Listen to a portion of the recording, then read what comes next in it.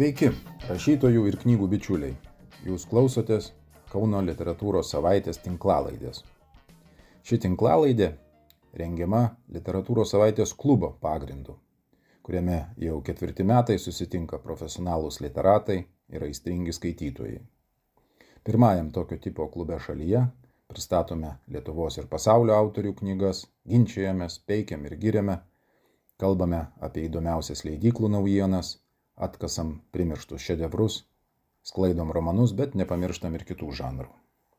Literatūros savaitės klubą rengiame bendradarbiaudami su Maironio Lietuvių literatūros muziejumi. Kviečiu pasiklausyti 4-osios mūsų tinklalaidės, kurioje aptarėme Meksikos prozininko Alvaro Enriquės Išsvajotos tavo imperijos, vertėjas Simonas Bernotas, Rimanto Kmitos naują romaną Editas kompleksas ir slovėnų rašytojo Alešo Štegerio romaną Neverendas, kurį vertė Kristina Tamulevičiūtė.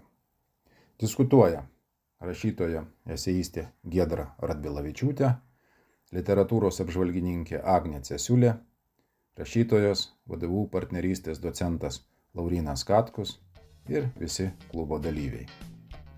Jungiame Maironio Lietuvių literatūros muziejų Kaune. Šiandien mūsų svečias yra rašytoja Giedra Radvilavičiūtė. Daugelis tikriausiai esate skaitę jos esė, autofikcijos knygas, kurios buvo apdovanotos nacionalinė kultūros premija. Turbūt žinot ir naujausią jos knygą, tokių literatūrinio kritinio esė rinkinį Tekstų persekiojimas. Giedra yra iš tų autorių, kurie brangina žodį ir nesireiškia visur ir visaip, todėl aš labai džiaugiuosi, Giedra, kad priėmė mūsų kvietimą ir sutikai prisijungti prie mūsų.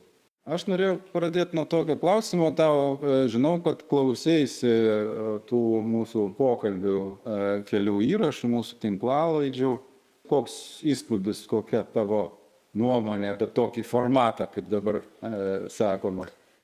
Visą laiką reikia žinot, kur važiuoji, kad neįklampintų rengėjai į kokį liūnelį. Bet aš paklausiau ir man pasirodė, kad labai gyvi pokalbiai vyksta, labai nuoširdus ir vedėjai ar svečiai nesistengia, taip sakant, šokti aukščiau bambos ir vaizduoti literatūrologų, o stengiasi kalbėti su skaitytojais ir apie knygą kalbėti irgi daugiau kaip skaitytojai, o ne literatūros pasaulio atstovai. Tai yra, taip sakant, galbūt kaip skaitytojai tikrai mylintys labai literatūrą, gal ir maniakališkai, bet nebuvo tų aukštų materijų, kur kartais būna, nenoriu aš dabar kultūros savaitraščių minėti, bet būna nusiperki visą numerį, skaitai ir ten kažkokios ištraukos iš disertacijų, iš tikrųjų iš disertacijų, arba ten, pavyzdžiui, kokia nors pritraukta rašomos disertacijos gabalas padaryta kaip knygos recenzija. Tai va čia kažkaip mane nuoširdumu ir gyvumu tas renginys papirko ir labai faina, kad jis yra Kaune. Ačiū už gerus žodžius, bandysim tą liniją tęsti ir toliau. Ir va šiandien turim ant mūsų klubo operacinio stalo turim meksikiečių rašytoją Alvaras Enrique, jo knyga Išsvajotos tavo imperijos. Ja iš ispanų kalbos vertė Simonas Bernotas. Tada Rimanto Kmitos naujausias romanas Editas kompleksas. Ir slovėno Alešo Štegerio romanas Neverendas. Iš slovėnų kalbos jį vertė Kristina Tamulevičiūtė. Ir pradėkim nuo geografiškai toliausio autoriaus, nuo Enriquės. Alvaro Enrique yra vienas žinomiausių vidurinės kartos meksikiečių rašytojų. kaip ir daugelis meksikiečių ir kitų Latino Amerikos šalių autorių, jis gyvena ir dirba ne gimtojoje šalyje, o Jungtinėse Amerikos valstijose, konkrečiai New York'e, bet jau šita knyga yra parašyta New York'e. Ravas leidykla, kuri yra žinoma kaip tos naujosios ispanakalbės literatūros leidėja ir propaguotoja, ji kiek anksčiau išleido ir kitą Enrikės romaną Staigi mirtis. O šitos knygos lietuviškas vertimas pasirodė, sakyčiau, su minimaliu pavėlavimu, taip pačiu minimaliausiu, tai gali būti. Originalas išleistas 22 metais, o knyga lietuviškai pasirodė pernai. Romano istorija, siužeto pagrindas yra labai žinomas istorinis momentas. 16 amžius, Amerika, maža ispanų konkistadorų grupė su Kortezu priešaky išsiruošė į tą centrinės Meksikos plynaukštę, kurioje viešpatauja actekai. Ir visiškai neįtikėtinai šitai mažai grupeliai, neturint jokių šansų, jokios tikimybės, jiems pavyksta prasiskverbti į pačią tą imperijos sostinę ir galų gale tai baigėsi tuo, kad Actekų imperija žlunga ir Meksikoje prasideda ispanų viešpatavimas. Dabar šitą, kaip sakiau, tokia labai jau žinoma chrestomatinė istorija apie atradimą, apie civilizacijų susidūrimą, Enrique traktuoja savitai. Esminis momentas šičia yra tas, kad tą susidūrimą tarp europietiškų ir neeuropietiškų kultūrų, kurie didžia dalim sudaro mūsų naująją pasaulio visą istoriją. Ir konkrečiai šitą istoriją, ispanai, konkistadorai ir actekai, jie traktuoja, gal ne visada kaip nusikaltimą, bet iš tikrųjų kaip žalą ir nuostolį, kurį europiečiai padarė tai čiabuvių, šiuo atveju actekų civilizacija. Ir knygoje šita perspektyva pasireiškia jau žodyną. Ispanai čia yra vadinami kaštiltekais. Tai yra tuo žodžiu, kuriuo juos vadino actekai. Ir ispanai, kaip nesunku nuspėti, yra vaizduojami nuo ironiškai iki sarkastiškai, netašyti grūbaus bernai. Reikia suprasti, jiems sekasi, bet nelabai aišku, kodėl.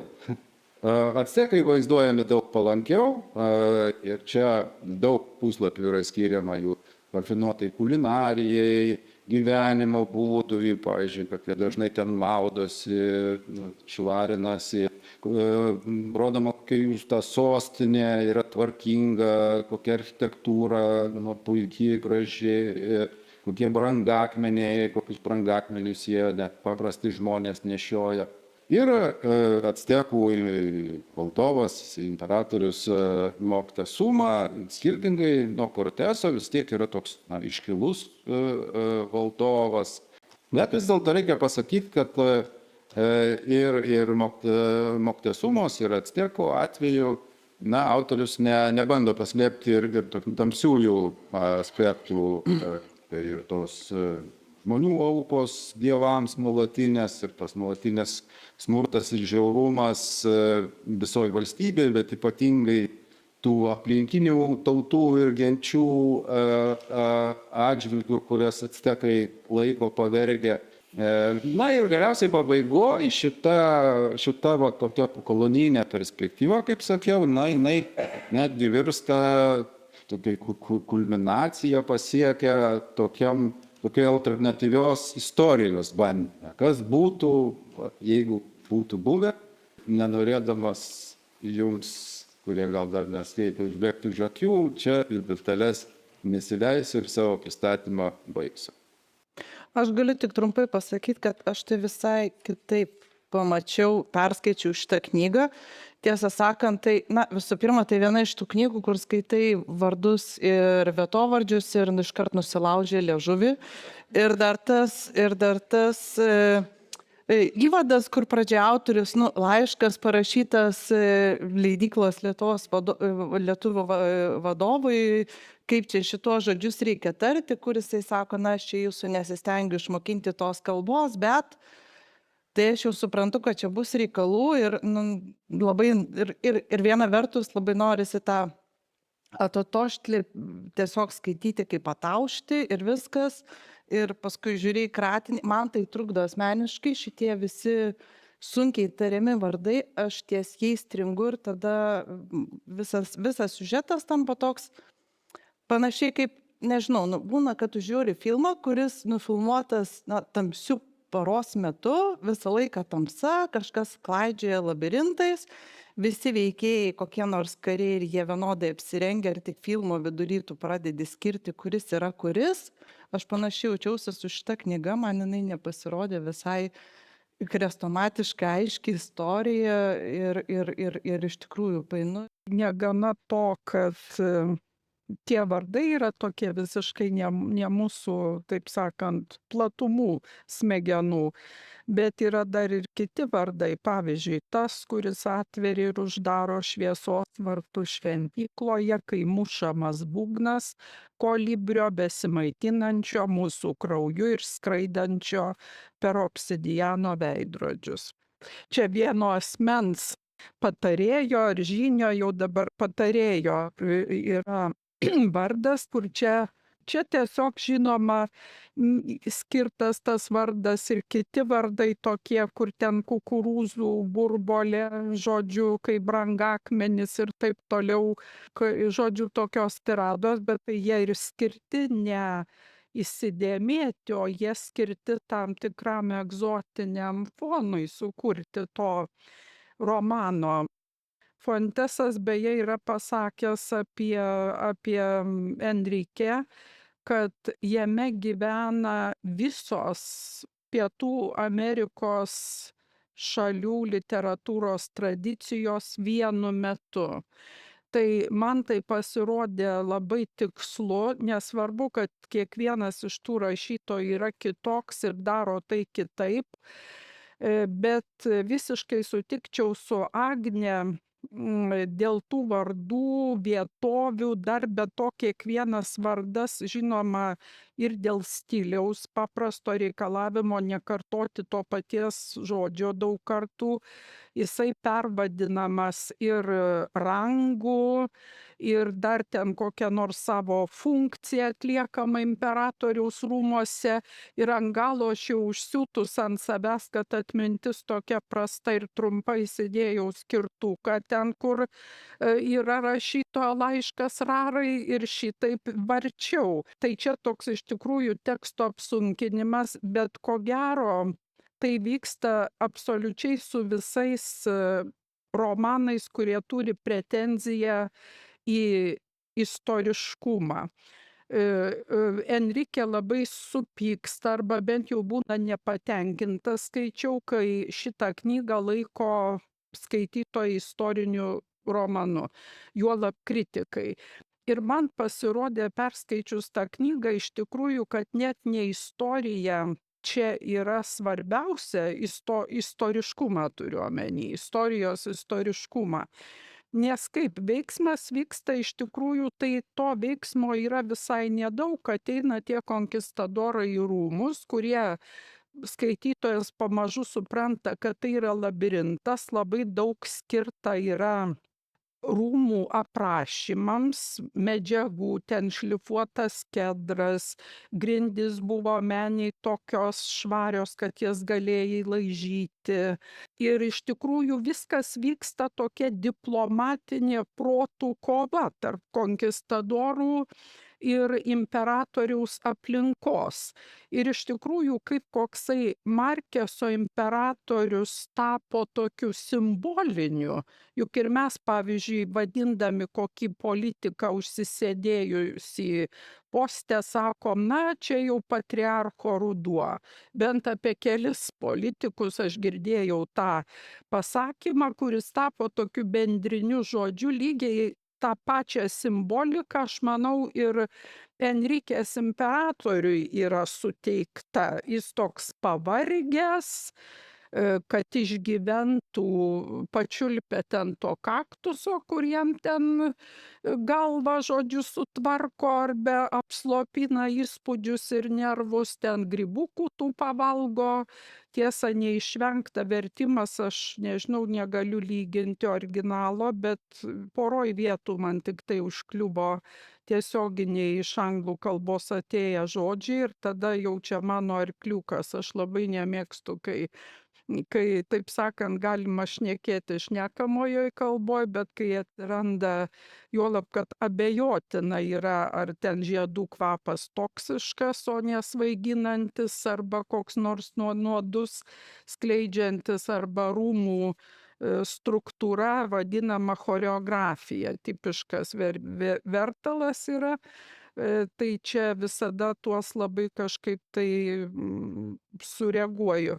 Bet įspūdis dėl pavardžių ir pavadinimų tai lygiai toks pat kaip Agnės. Man tai apsunkino tekstą, visai nežinau, kaip pavyzdžiui ispanakalbiui tai yra. Gal jam ten viskas okei. Man atrodo, kad irgi net tam pačiam tam laiške reikia rašo, kad man tie actekai ir daugumai meksikiečių skaitytojų, tie actekai ir ypač ten tie jų visi titulai ir kažkokie specialūs žodeliai yra lygiai taip pat egzotiški. Nu, taip, Tai ko gero jis tas sąmoningai jis galbūt tokį žaidimą sąmoningai tą žaidžia žaidimą dėl to kolorito kažkokio gal egzotiško, bet to reikia atsiminti, kad Enrique yra, dėl ko jam tas civilizacijų, vat, kaip sakei, tokios sandūros įdomu, ne tiek tie patys actekai arba ispanai, bet kaip kūrėsi tas visas pasaulis, nes jis pats yra iš Barselonos ir jo tėvai persikėlė į Meksiką. Net kelios švietimo įstaigos, kuris mokėsi, yra jezuitų ir jo iki šiol mėgstami, kaip šiuolaikiniai autoriai yra Ciceronas ir Tacitas. Tai va tas kažkoks imperinė didybė jo ir iš jo turbūt ir išsilavinimo, galvoju, turbūt kyla. Ačiū Giedra už tą tokį ekskursą ir į paties rašytojo biografiją. Manau, tai irgi yra svarbu ir bet kokiu atveju įdomu. Aš norėčiau gal irgi reaguoti į kelis dalykus, kuriuos čia jūs pasakėt. Pirmiausia, gal nuo tų vardų. Na, tai man iš tikrųjų nebuvo labai sudėtinga, o kai kurie, ypač vietovardžiai, tai apskritai tokie, nostalgiškas prisiminimus sukėlė, nes senais laikais gyvenau Meksike. Bet šiaip jau aš galvoju, kad turbūt ne vienam romane to paties Markeso irgi juk gale ten 100 metų vienatvės yra schema, kuris ten Buendija, kurio yra dėdė ir sūnėnas ir taip ir vis atsiverti, pasižiūrėti, ar čia taip ar ne taip.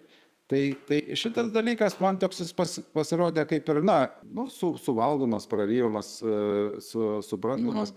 Aš sakyčiau, labiau man keisčiau buvo, kad tas toksai istorinis momentas, kur iš tikrųjų nuo aukščiausio lygio, ar ne, didžiulė imperija, kuri yra tarsi savo galios viršūnėje, bet jinai sugriūna nuo vieno nedidelio kažkokių svetimšalių įsiveržimo. Ir va tas Montesumos paveikslas, aš, pavyzdžiui, neišskaičiau, bent jau emociškai, kad tai yra toksai, paskutinis, kaip čia sakyti, paskutinis imperatorius, paskutinis tos didingos civilizacijos žmogus.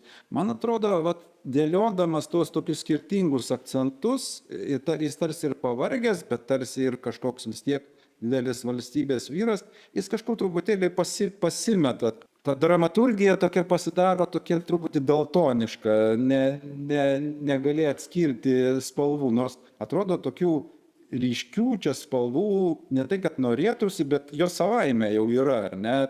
Juk kaip yra labai didelis darbas rašytojų būna surinkti medžiagą, ar ne? Panašiai čia kaip dirbti mokslinį darbą, rašyti tokį romaną. kas svarbiausia po to tokio tipo romane - padaryti tas figūras, kurios, tarkim, istoriškai buvo arba buvo panašios, padaryti judančius. Čia kaip Frankensteinas, tu nulipdai iš istorinių faktų, užuominų ir kolorito charakterį, bet jis turi sujudėti, jis turi tapti gyvu. Ir aš čia tokią mažą detalę, žinau, kad laiko nėra. Imperatorius iškeliavo taip pat arogantiškai, kaip ir atvyko. Vėl sėdėdamas imperatoriškajame soste, jis tyrinėjo savo dešinės rankos pirštų nagus. Kai pipiliai pakėlė sostą, jis užsimetė vieną koją ant kitos, kad nubrauktų prie sandalo pado prilipusias gėles. Va tokios yra visai realistinės detalės, kurios daro tą žmogų artimą ir skaitytojui ir jį priartina tą charakterį iki mūsų kasdienybės.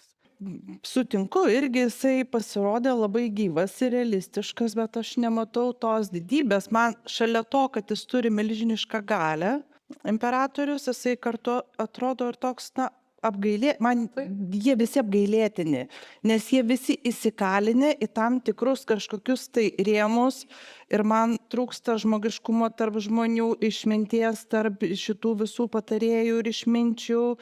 Kažkokios yra keistos taisyklės, kaip tą merginą liepia jai įvykdyti jai egzekuciją. Ir paskui jau nebegali jos atšaukti dėl to, kad atrodys jisai silpnas, nors ir nebesąmonė, tiesiog spontaniškai pasakė, jisai pats įsikalinęs, tas jo ir įsivaizdavimas, kaip ateis ta imperatorienė ir jisai čia ją patvarkys, ir neateina, jisai ten įsigąsta po ta kaldra. Jis man toks kartu ir silpnas be galo, ir man jie visi atrodo tokie apgailėtini. Jame visame, ne tik tai, kad ir galingi, ir tuo pačiu kažkokie visiškai begalios.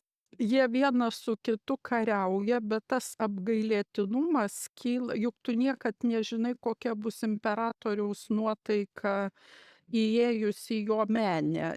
Visi giminės nuo jo priklausomi yra. Žodžiu, jam ten netokia nuotaika, jis gali pusseserę pasiųsti myriop, žodžiu. Bet čia Enrique to nesiekia tikriausiai, kad būtų kokia didybė, jis sarkastiškas apskritai. Jis pasityčioja su humoru ir iš tos pusės, ir iš kitos pusės. Čia jo ir yra galbūt to stiliaus žavesys, kad jis žiūri į tai iš tokios tolimos distancijos ir ne visai rimtų veidų. Tai tas man labai patiko knygoj. Taip, iš tikrųjų, tas tokio juodo humoro ir tokios sarkastiškos tokios pašaipos čia yra nemažai. Gaila, kad vertimas, čia aš prisijungčiau prie Giedros, ar net stipriau pasakyčiau, jisai toks yra ganėtinai nerangus ir klampus. Aš turėjau tokių didelių klausimų ne vienoje vietoje, tarkim, ką reiškia ekspedicijos savivaldybė. Arba žmonės religiniais tikslais formuliuojantys. Šitą aš irgi pastebėjau ir kilo klausimas. Kaip atrodo tiesiog, ar redaktorės pražiūrėta, ar kaip lūpų kamštis. Turbūt turime omeny lūpų kaištis. Religiniais tikslais tikriausiai, Laurynai, buvo kažkokie ritualiniais arba apeigų, vykdydami apeigas. Aš visai suprantu, kas... Taip, bet... Tikrai mes taip nesakom, jau labiau literatūriniam reikale. Šią prasme, Simoną Bernatą mes žinom kaip įdomų poetą, bet kažko pritrūko. Dar čia kažko pritrūko. Norėčiau paklausti, ar šitas turėtų klausimų. Bet man įdomiausia, kad perskaičius knygą lieka toks keistas poetinis sluoksnis. Ir žodžiu, tų vardų davimas, kad tas, kuris ten Saulė pasišypė, sunku atsiginti. Čia actekų poetinė tradicija. Ir aš dabar galvoju, gal tai yra tas poetinis posluoksnis, ar kaip čia pasakius, kuris ir traukia lietuvius, kuris leidžia juos suprasti, kodėl jie tokie artimi, tie visi Latino Amerikos rašytojai. Ir šitą knygą galiu laužydamas prieš durį, bet aš paskui taip žavėjausi, kokią savaitę, tokiam debesy buvau, poetiniam debesy. Ačiū labai. Ar dar kas turėtumėt pastabų ar klausimų? Man įdomu, ar tai buvo civilizacijų susidūrimas, ar kultūrų, ar buvo, nes skaitęs esu dar. Tas klubas labai geras dėl to, kad žinai, skaityti tą knygą, ne. Ar buvo religinė kova iki krikščioniškų actekų tikėjimų su ispanų atneštu, ar nebuvo to aspekto knygai? Pabaigoje ypač yra, kur ten ispanai įkūrė miestą, įkūrė universitetą ispanų studentams, supras, kad atneša savo civilizaciją ir kultūrą, bet nemanau, kad čia konfliktas tas yra esminis. Čia vyksta tarp tokių keistų tipažų diplomatinė kova, kas ką. Negana to, ji vyksta ir tarp savų, tiek tarp ispanų, tiek tarp actekų, taip. Bet dabar važiuokim toliau ir pereikim prie Rimanto Kmitos, kurio romaną pristatyti sutiko Giedrė. Na kaip, iš tikrųjų, žvaigždės nepristatomo, žvaigždės šviečia. Tai čia kažkaip tai nieko apie Rimantą Kmitą tarsi jau yra tiek prirašyta ir tas Pietinė kronikas yra tokiom įvairiom formom ir formatais paskleistos lietuvių literatūros ir kino lauke, turiu omeny filmą pastatytą ir labai sėkmingai, kurio dėja nemačiau. Ir aš perskaičiau tą romaną su dideliu malonumu, kalbu apie Editos kompleksą. Yra įvairių versijų, kodėl tas romanas patinka, pavyzdžiui, šiuolaikiniam skaitytojui, turiu omeny ne savo kartą, bet jaunus žmonės, nes juk žinom, kad ir spektaklis pastatytas Šok Edita Šok, pagrindinė aktorė gavo ir kryžių per apdovanojimus. Ir kaip sakė rašytojas, aš neįsivaizduoju kitos Editos, aš pamačiau tą aktorę ir supratau, kad čia ji. Žodžiu, kaip tas romanas patenka į mainstreaminį trendą.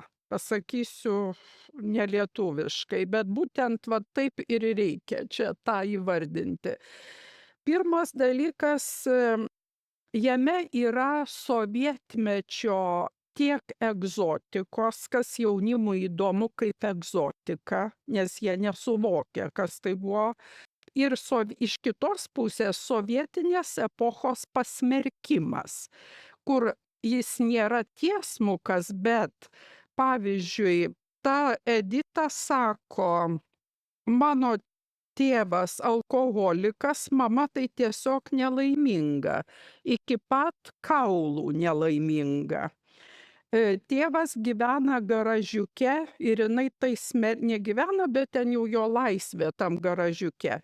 Ir čia mano manimu rašytojas daro tokią mažytę psichologinę anachronistinę klaidą, nes jis vertina tą situaciją jau iš laisvos Lietuvos perspektyvos. Ta mergaitė gana primityvi, tokia popsinė, kuri tik tai atranda save, jį vertina apie tėvo ir motinos nelaimingumą iš brandaus laisvos visuomenės, žodžiu, gebėjimo vertinti. Toliau kita, ką aš atradau tame romane, jis puikiai atitinka propaguojamą lyčių lygybę. Jeigu buvo pirmas romanas Pietinė kronikos, tai kitas romanas yra iš moters perspektyvos. Čia nieko nenoriu apie tai plačiau detalizuoti, romanas yra puikus, bet jis tinka į tą mainstreaminį diskursą. Pabaigoje išaiškėja, kad tik jos draugė, kuri yra beje labai daug kuo berniukiška, žodžiu, lanko imtynių sportą, ją supranta geriausiai mergina. Vis dėlto ne vyrai, nes jau jinai pasiunčia tą Raimį. Ir, žodžiu, jos sėdi mašinoj, važiuodamos iš vestuvių baliaus. Ir aš dabar galvoju, jau laukiau, kai visa ta schemelė mainstreaminė susidėliojo galvoj, dabar, kad tik jos nepradėtų glamonėti sustabdžiusios mašiną, tada būtų jau išpildymas viso to diskurso dabartinio, kuris tampa daug kur arba privalomas, arba akcentuojamas. Bet ačiū Dievui, to neįvyksta. Romanas man labai patiko ir kuo jis yra geras. Visų pirma, nuo pirmo puslapio iki paskutinio Kmita išlaiko įtampą. Ta romaną aš pavadinčiau siužetas tarp dviejų ne. Pirmas ne, kai Editai pasirodo, kad tas geidžiamas bachūras iš laiptinės kitos Raimis atsisakys, kai jinai pasiūlys jam į kiną nueiti, ir labai žavus tas erotinis siekis nueiti į kiną. Žodžiu, ir kai jis atsako, jinai jis net nežino, jinai ar jai pasigirsta, ar iš tikrųjų jis pasakė ne. Na, bet romane lieka, kad jis atsisakė, ir pabaigoje yra kitas ne, kurį pasako ji, kai jisai paprašo pernakvot video salone. Ir ji pasako ne. Antras dalykas yra kalba. Aš niekaip neįsivaizduoju, kaip skaito tą knygą žmonės, kurie nežino šitos tarmės. Sunkiai. Aš skaitau labai lengvai, todėl kad panevėžietiška tarmė yra labai arti nuo Šiaulių. Ir ne tik tarmė toje knygoje yra žavi, bet tos tarmės sutapimas su mentalitetu tų visų bachūrų, kur labiausiai ir vyko tas dar Kaunas, aišku, šitas dalykas. Toliau, aišku, vienas svarbiausių dalykų yra tai, kad ta mergina nelieka ta Edita, kuri buvo pradžioj, o persvarsto ir savo tėvus, ir tėvų patirtį. Ir tai jau yra bendražmogiški dalykai, kurie yra daug platesni, kaip ir pačios Editos meilė, pirmoji daug platesni negu sovietmetis, laisva Lietuva ar prieškarinė Lietuva. Tai yra amžini dalykai. Ir tas tapsma žingsnis po žingsnio, kai žmogus tampa subrendusiu, yra to romano geroji ir geriausia turbūt dalis, nes kitaip jis ir būtų toks gana popsinis nuotykio įsimylėjimo romanas. Ir, žodžiu, dar vienas dalykas, paralelės tarp jos vidinio pasaulio suvokimų ir kino. Aš įsivaizduoju, kiek reikėjo Kmitai peržiūrėti filmų, kuriuos jis matė jaunystėj, kad jis galėtų pritraukti prie rašomo teksto tiksliai citatas iš to laikmečio filmų.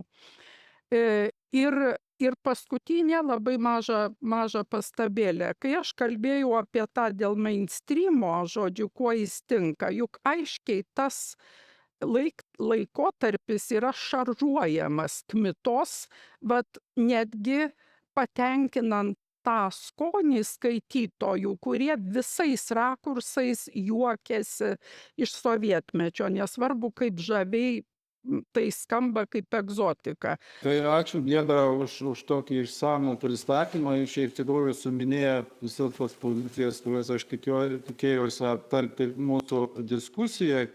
Bet aš tik tai gal pradėčiau nuo tokio patikslinimo, kad šitoj knygoje vis dėlto kalbama ne apie sovietmetį, o apie 90 metus, tai yra tą posovietinį laiką, kur aišku ta tarybinė praeitis dar yra labai aktuali ir daug sveria, bet vis dėlto jau yra visiškai kitos galimybės, visiškai kitas gyvenimas, tos pačios ekonomika ir video nuomos punktas yra, kokio anksčiau negalėjo būti. Ir aš sutinku su jumis, kad yra tam tikras šiuolaikinis žvilgsnis į tą laiką, bet man tikrai nepasirodė, kad jis yra kažkoks sarkastiškas ar visiškai neigiamas.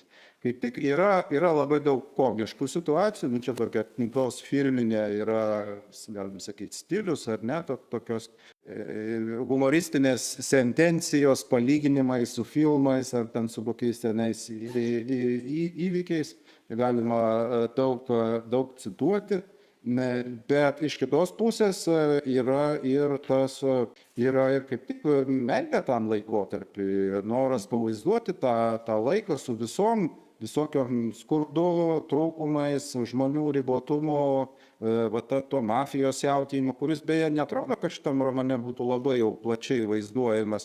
Tai kažko ypatingo tokio, ten išskyrus tai, kad mafijos princas ateina pas ją pasiskolinti video kasetės ir ten vieną kartą kažkoks įvyksta tarp jų toks trumpas susidūrimas.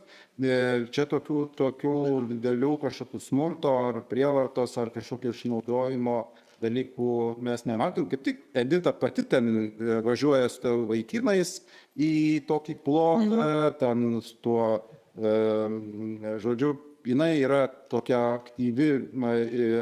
pakankamai aktyvi veikėja. Man, kalbant apie anachronizmus ir, nežinau, gal dar Agnė turės ką pasakyti, man labiau tas užkliuvo tokiam žodyno lygmenyje. Ir čia, gali sakyti, čia irgi toks žaidimas, bet vis dėlto tos, kaip ir jūs sakėt, ir šiaip bendrai suvokiama, kad jo projektas yra pavaizduoti tą laiką tokiam socialiniam, visuomeniniam ir psichologiniam lygmenyje tiksliai, neužsiminėti kažkokiais postmoderniais žaidimais. Tai va čia, pavyzdžiui, kai 90-ųjų metų vidury yra kalbama apie smurtą aplinkoj, apie Ženevos konvenciją 17 metų mergina, tokia, kuri proftechninį lyg baigė, bet gal dar ir nebaigė šneka, ar energetinį saugumą, juodąją buhalteriją šneka. Čia jau aš matau tą šiuolaikinį žvilgsnį į to meto realijas. Nors kita vertus reikia pasakyti, kad, pavyzdžiui, tos tie filmai ir tas video nuomos visas, ne tik verslas, bet ir gyvenimas aplink tuos nuomojamus filmus yra pateikta iš tikrųjų, mane bent jau įtikino, kiek aš pats tuos filmus nuomojausi žiūrėjau. Ir panašiai, man tas atrodo visiškai, realistiška, ta gerai. Video, aš sutinku su visko, labai gera pastaba dėl sovietmečio, aš tą ir turėjau omeny, kai visas dar interjeras ir eksterjeras yra sovietmečio, bet žmonės jauni nori iš to įsiveržti, aišku, kad tai yra pereinamoji epocha, o dėl video, dėl tokių hiperbolizavimo, spalvų sutirštinimo specialaus, tai aš manau, kad tai yra daroma specialiai ir ten spermos balos video nuomoj, kur paskui su skuduru reikėdavo išvalyti, būtent aš čia žiūriu kaip į tokius to laikmečio hiperbolizavimo, kaip ir tą apsirijimą. Aš labai pritariu, man irgi kliuvo labai smarkiai, kad jinai viena vertus labai, Edita, naivi, ir taip naiviai įsimylėjusi ir netgi kartais net ne kaip 17, 18, o kaip 14. Ir staiga meta kažkokius išminties perlus. Jinai man tokia atrodo jau praėjusi terapiją ir priėmusi tėvus kaip po tokius. Tai man šitas dalykas irgi kliuvo, nes aš matau, kad čia kmitos ne tik tai, kad dabartinis požiūris, bet ir išmintis įlenda ir taip kaip ir yra aišku, kad jinai nėra visai žiopla, nes apie tos, pavyzdžiui, pinigus, kad jinai prasimano tų pinigų, kaip tenai padaryti, kur ten užrašai mažiau žmonių pasiemi savo, susidėlioja, kad ten tą visą moka elektrą ir vandenį už tėvus. Tai santykis su tėvais, man norėtųsi, kad jisai būtų išplėtotas labiau, bet turbūt viską pasako tas balandėlių kvapas persekiojantis ir čia man tas sovietmetis išlenda Ir per tą santykį su tėvais, per tą, netgi ne tik su tėvais, bet apskritai per negebėjimą, negebėjimą pasakyti, paklausti, sakyti kaip yra, tą visą prisifantazavimą, negalėjimą sakyti tiesos. Ir tai justi kaip ta geležinė uždanga, nu, jinai vis tiek dar nenukritusi. Dėl to man ten yra ir sovietmečio, ir kažkokios tos beprotiškos laisvės, kur aš pritariu Laurinai, kad man atrodo, kad Kmita ją romantizuoja, aš ją kitokią atsimenu. Aš iš merginos pozicijos gyvenau tame laikotarpyje ir man tai jis neatrodo toksai romantiškas, kaip jisai vaizduojamas. Ne šitam romanui, o pietinio romanui. Bet ir šičia yra tas pats.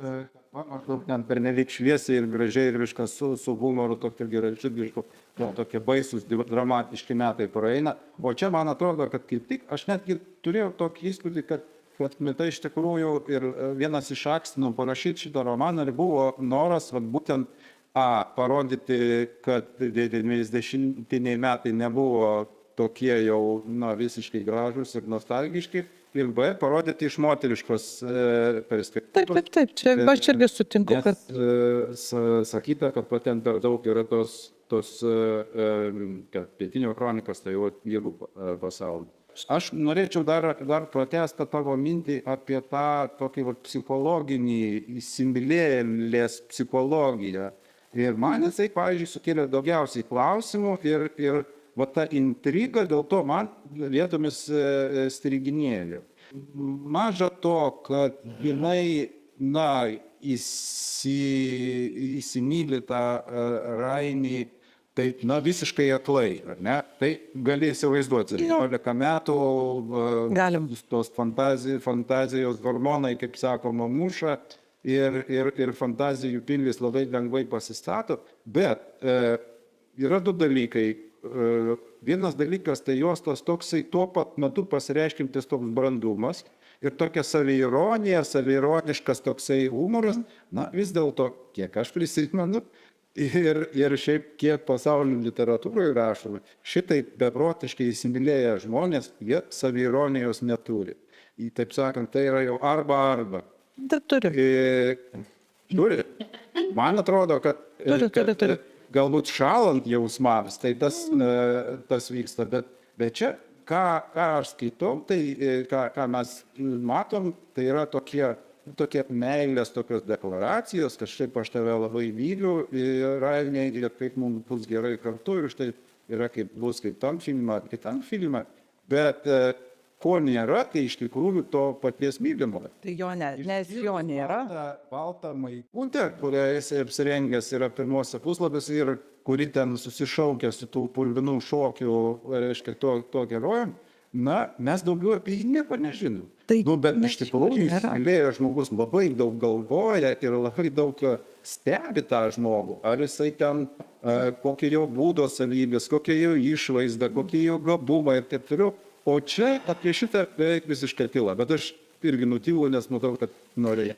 Tai apie jo ir nėra, dėl to, kad jo nėra, jisai nedalyvauja, viskas vyksta fantazijoje. Man iš vis yra žavus šitame dar vienas toks aspektas šitame romane, kad tu niekada nežinai ir kuo toliau to labiau nežinai, ar čia jinai fantazuoja, ar čia vyko iš tikrųjų. Jisai yra tik tai kaip pavaizdinys, jisai net ją turbūt net nepasižiūrėjo, net neaišku, ar jisai ten iš vis su ją šoko, ar jinai viską įsivaizdavo, ar ten kažkaip tai.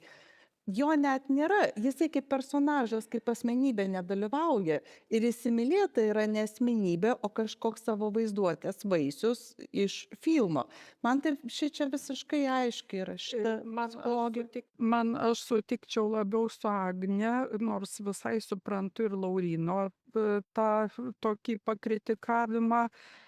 To Raimio neturi būti, todėl kad tai yra vizija.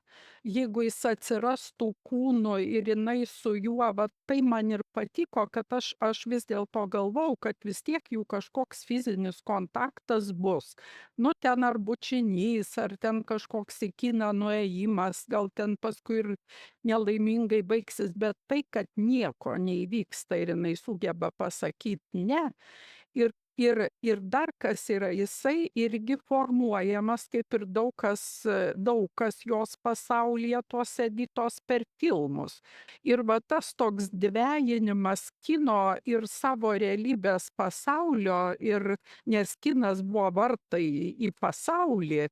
Ir manau, kad tai yra lietuvių literatūroje vienas tikslesnių persikūnijimų rašytojo vyro į moterį, kur mes turim tą patį atvejį šito Slovėno romane, kuris visiškai kitoks. Taip, ir jinai iš tikrųjų normaliai kūniška yra, neobjektivizuota, bet jinai aš skaičiau ir man buvo netgi, aš galvoju, gal jisai konsultavosi, kad jisai taip tiksliai nurodė tą moters kūniškumą, kos pastovėna. Daug labai konsultavosi ir netgi skaitė specialią literatūrą apie meilės obsesiją, kaip tai būna, kai žmogus, savotiškas išprotėjimas, žodžiu, pasidaro. Kągi, aš siūlau eiti prie dar vieno, prie paskutinio labai įdomaus romano Alešo Štegelio Nelerendo. Plačiau papasakos Ari.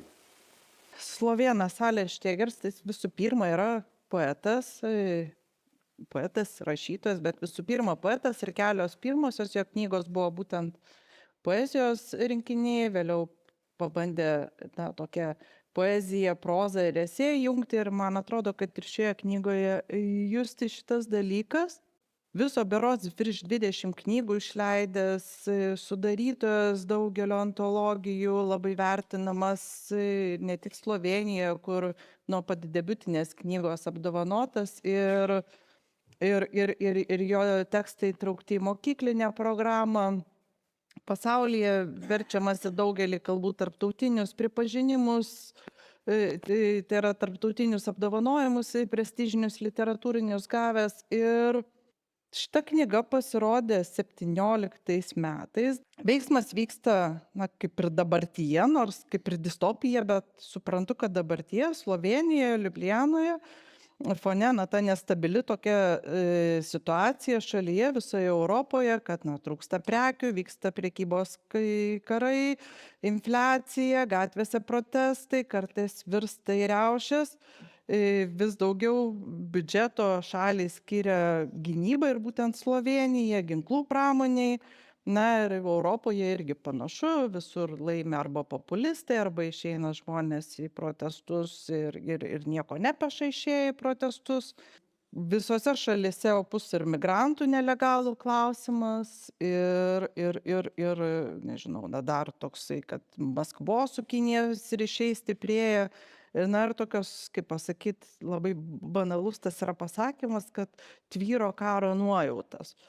Vat aš galvoju, ar tai gal 17 to dar toks kaip ir visi poetai, jie yra truputį pranašai, patys nežinodami, kaip tai nutinka, tai 17 išėjęs romanas taip daugiau mažiau jau rodo, kas vyksta dabar.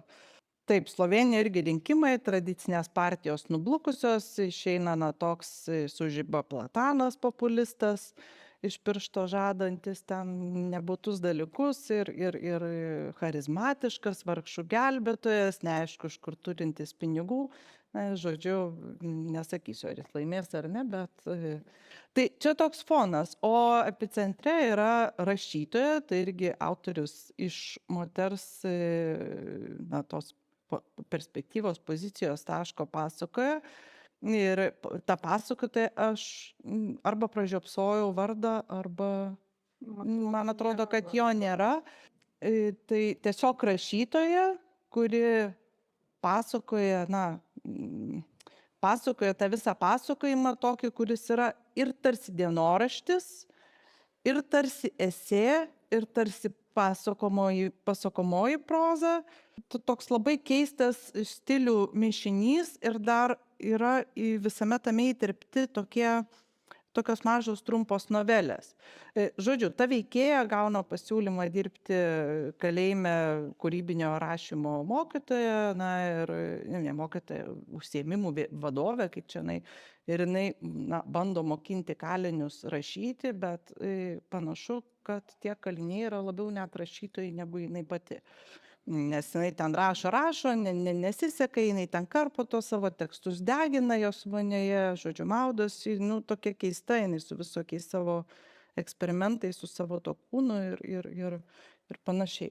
Tai va, tai tekste yra tie dienoraštinio tipo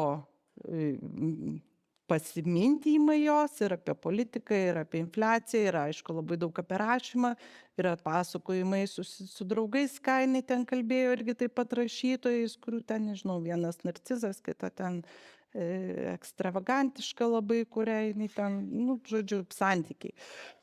Ir yra tokių kaip ir detektyvo elementų, kad tuos tekstus, tie kaliniai, 3 rašo tekstus, juos siunčia kalėjimo darbuotojas, jai atsiunčia, jie yra nepasirašyti ir jai yra įdomu, kaip čia taip yra, kuris čia parašė tą tekstą, kas čia ką.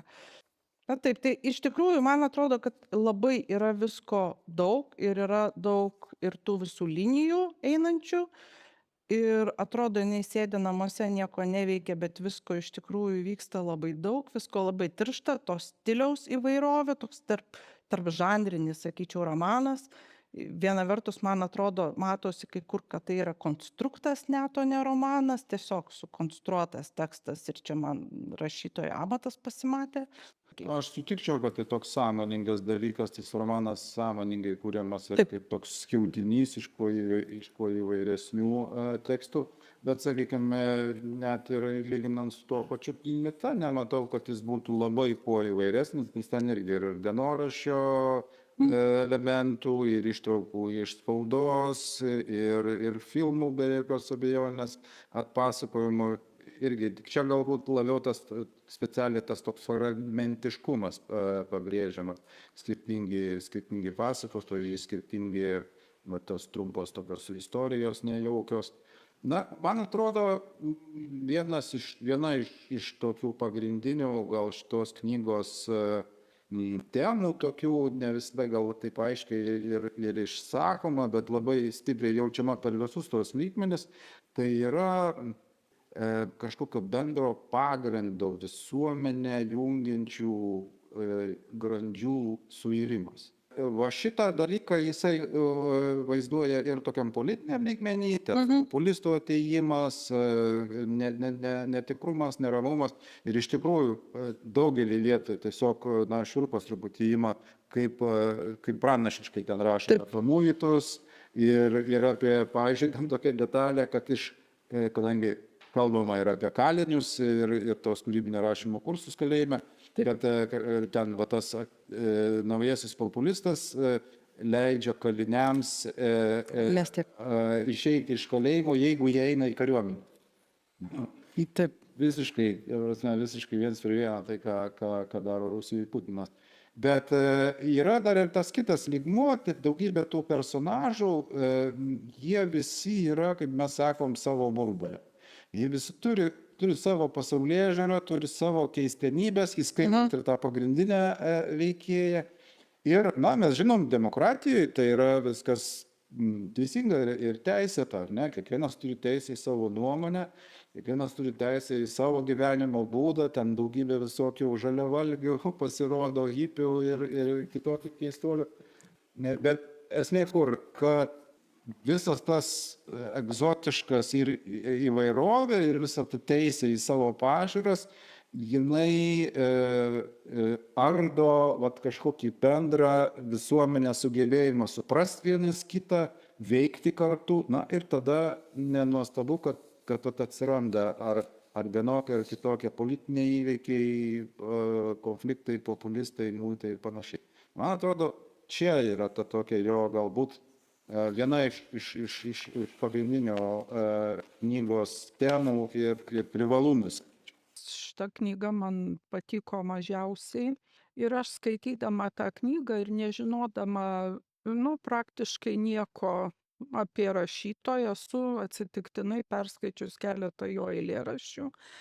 Man pasirodė jisai iš tikrųjų žmogus, kuris labai racionaliai daro kūrybą. Žodžiu, kur ir mes tą intenciją, va tą ryšio apie tarp visko nebuvimą, pairimą tiek dėl karo, tiek dėl visko, mes galime išprotauti, kaip kad Laurynas vat išprotavo ir aš su tuo sutinku. Bet koks yra esminis skirtumas nuo kmitos. Kmitos jauti, kaip visi siūlai veda į labai aiškius tikslus. Į tos herojės tapimą kitu žmogumi, kaip yra pastovus, žodžiu, jos suvokimų, taip sakant, laipsniavimasis per visą romaną. Dabar, kas man dar šitam romane nepatiko, jisai yra masė publicistinio lygio žodžių teksto. Ir ypač, kuris rašo apie politinius įvykius. Aš suprantu, kad jeigu rašai apie politinius įvykius, tu turi vis tiek į kažkokias detalės ar pastebėjimus įleisti, kurios mums visiems nėra žinomos ir mes negalim to pastebėti, pažadinti naktį. Pavyzdžiui, prekybinis karas tarp ES ir likusio pasaulio trunka jau metus, bet jo pasekmes pajutom tik dabar. Karas vyko tyliai madingose kurortuose ir prekybos rūmuose rengtuose susitikimuose, diplomatiniuose priėmimuose, tačiau pastaraisiais mėnesiais jo mastai neįsivaizduojami. Visi esame to karo kūras, aukos kūnas. Va čia toks yra tipiškas ir daug aš tokių vietų pasižymėjau, aš jų neskaitysiu. Ir tarkim, kitą, kurį teigiamą galėčiau panašaus tipo rašytoją pateikti, tai yra Uelbekas Mišelis, kuris taip pat yra labai visuomeniškas ir labai daug visuomeninių procesų aprėpia. Žodžiu, šalia savo herojaus asmeninės visiškai istorijos tame fone, bet kažkodėl mane tai veikia. Aišku, kad mane tai veikia nebūtinai geras tas rašytojas, o kitas prastesnis. Čia ne argumentas, bet tas be atradimų publicistiniai intarpai mane nuvylė. Čia kažkaip yra vien tik publicistika, dėl ten, pavyzdžiui, yra ta bananų linija, ar ne? Ir ten yra labai sudėtingai ir konkrečiai ir simboliškai išvystyta tas bananų karas ir Briuselio bananizacija, ar kokia ten, kur ten tam Briuselio berniukui, žodžiu, vietoj jo pimpiliuko įstato bananą. Labai juokinga, sakyčiau, ir konkretus įvaizdis. Taip, šita linija su bananais yra labai gera, tai aš apie tokį stygių ir kalbu, vat tose vietose, nebenoriu cituoti, nes daug lapelių turiu, kur mes kiekviename, taip sakant, tinklalapį mes matome tokius apibendrinimus esamos situacijos. Ir pokalbiuose apie karą, tiek apie Ukrainos, tiek apie Irano, žodžiu, tokiom bendrybėm kalbama be atradimų, o bananai yra labai okei. Su tuo aš visiškai sutinku, bet būtent ta viena linija. Paskui kita linija, jau kalbant apie persikūnymą į moterį. Tai yra visiškai, aš pavyzdžiui galvoju, kas būtų pasikeitę tame romane, jeigu pasakotojas būtų vyras rašytojas. Jautrus vyras karų nesutarimų fone, aš manau nieko. Bet aš manau, kad rašytojui buvo patogiau vaizduoti, aktualiau vaizduoti moterį tame brutaliame pasauly, kur neaišku, kas įvyks, nes moteris yra tokia trapesnė būtybė ir jam pasirodė, kad galbūt, nežinau, galbūt aš klystu, bet man atrodo niekas nebūtų pasikeitę. Paskui dar kitas dalykas, yra tokių psichologinių netikslumų, tarkim, jinai bjaurėsi kūrybiniu rašymu, atvirų tekstų tai yra kalbama ir nueina dėstyti kūrybinio rašymo. Toliau mane netgi, sakyčiau, erzino tie puslapiai, kur yra tokie, iš piršto laužti, kaip Agnė kažkaip panašiai sakei, kurį rašo, brauko, paskui sukarpo tą visą tekstą, įdeda tuos karpinius į vonią, tada trinasi tuose karpiniuose savo ir tai turėtų reikšti rašytojo rašymo kančias. Ne tik gal rašytojo rašymo kančias, bet ir jos tokį trenktumą, nes jinai Tremta. tokia Nu taip, tokiais ribiniais. ribinės, taip. Ta publicistika kaip tik ir parodo, kokia gali būti literatūra tokia, gali būti tokia, linijos linija ir trečia, tų kalinių kūriniai yra patys vertingiausi šitoj knygoje. Ir todėl man labai patiko mozaikiškumas Neverendo, labiausiai ko gero tai man Neverendas man pati brandžiausia knyga dėl savo įvairovės. Ir visoje knygoje yra labai daug rašytojų išpažinties, kaip jie rašo, kaip jie įdėsto kūrybinį raštą, bet jo nemėgsta, kaip ir dėstytojas dėsto, bet kartais jis jo to dėstytojo nemėgsta. Ir tai man žmogiškai suprantama. Dar man labai gaila buvo Slovėnijos, kuri pati turtingiausia, pati kultūringiausia iš buvusių tų mano supratimo šalių ir tokio liūdno turinio, politinio arba pesimistinio gaida. Nes aš visą laiką galvojau, kad Slovėnija ne tik krepšinėje number one, bet ir kultūroje, turizme ir kitose dalykuose, ir pasirodo, kad ten irgi daug vidinių disharmonijų atsiranda rašytojų akimis. Dar dėl tų kalinių apsakymų, jeigu galiu pastabą, man pasirodė lygiai tas pats dalykas, kaip skaitant Tokarčiuk Bėgūnus, kad jis rašė apsakymus ir po to juos inkorporavo į didesnės apimties kūrinį, sugalvodamas siužetą, žodžiu, kaip mechaniškai juos inkorporuoti. Ir paskui, kai skaitai pirmus apsakymus, galvoji, oba, čia ta plėšo po raidę ir maudosi skiautėse kūrybinėse kančiose, o kalinys parašo puikų apsakymą. Tai yra, ko gero, rašytojas išėjo iš kažkokios savo tuometinio rašymo situacijos, kur galbūt apsakymų buvo ar per mažai, ar kažkaip, ar jis buvo įsipareigojęs parašyti romaną ir sulipdė šitą.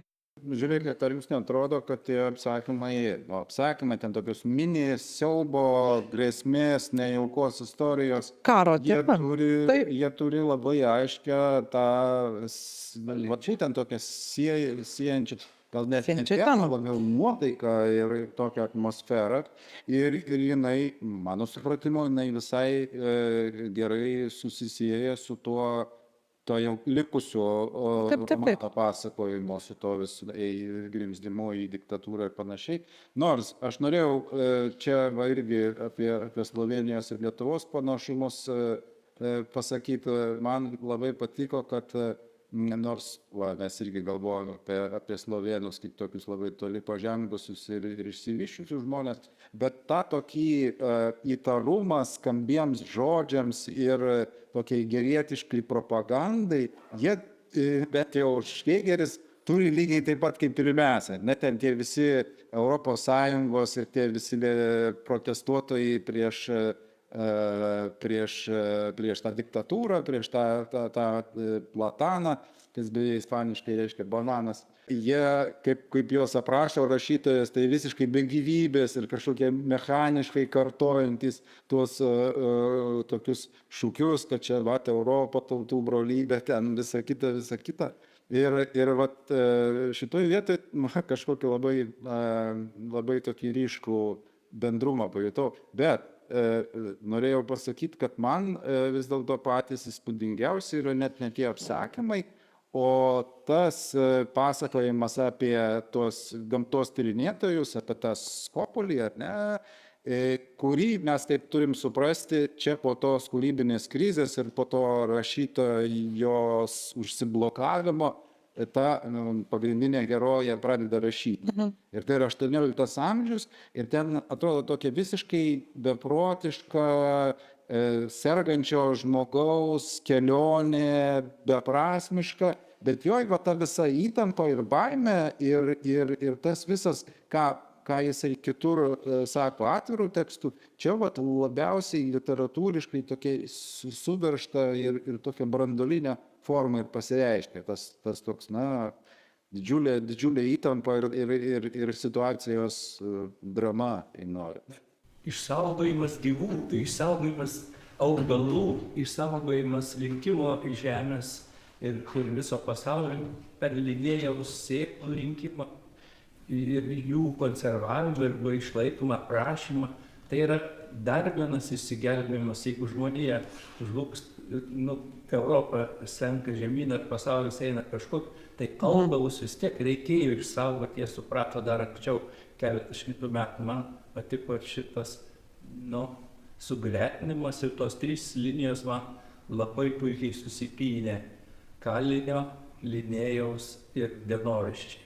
Čia dar yra vienas dalykas, visai suprantu, su ta, bet vėlgi, kaip sakau, išprotauta intencija, viskas yra, reikia išlikti, bet jinai manęs nepalėtė emociškai, neintuityviai, aš galiu sutikti su tuo, kad to buvo siekta, nes ir ta, pavyzdžiui, detalė, kur ta rašytoja laiko trūnijančius kūnelius ant stalo kurmio, varnos ar balandžio ir katės. Tai yra juk simboliai požemio, oro ir žemės. Ir žodžiu, visos tos sritis yra. Čia mes galim daug apie tai išprotaut, bet, kur sakau, nepalėtė manęs emociškai tas romanas, bet čia kiekvieno kiti kodai.